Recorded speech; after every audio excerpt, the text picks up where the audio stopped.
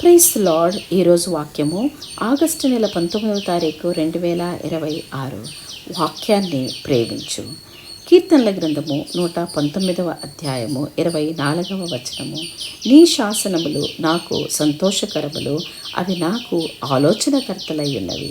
క్రీస్తునందు ప్రియమైన సహోదర సహోదరిలారా, ఈ వాక్యాన్ని పంచుకుంటుంటే పక్కన పక్షులు చాలా చక్కగా అరుస్తున్నాయి. అవును, దేవుడు సృష్టించిన సృష్టి అంత అందమైంది, అంత ఆలోచించదగినది.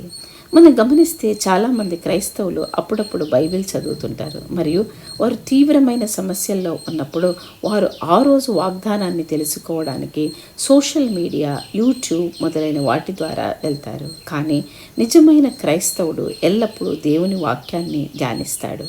అతనికి లేదా ఆమెకి అది జీవితంలో ఒక భాగం. కష్టాల్లో ఉన్నప్పుడల్లా అని కాదు, కానీ ప్రతిరోజు సాధన చేయాలి.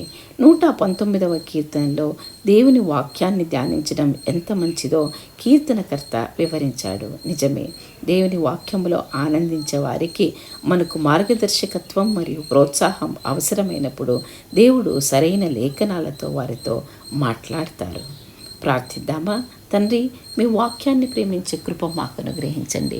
అవును ప్రభువా, మీ వాక్యం అనేక సమయాల్లో మాకు మార్గదర్శకత్వం చూపింది ప్రభువా. మీ వాక్యాన్ని చదువుకుని వెళ్ళినప్పుడు మేము అనేక సత్ఫలితాలను మా జీవితాల్లో చూసాం తండ్రి. అందుని బట్టి వందనాలు చెల్లిస్తున్నాం. ఇక ముందు కూడా ప్రభువా, మేము ఎప్పుడైనా తండ్రి ఏమి చేయాలో అని ఆలోచిస్తున్నప్పుడు మీ వాక్యం ద్వారా మాతో మాట్లాడండి. మీ వాక్యం ద్వారా మమ్మల్ని ఆదరించండి.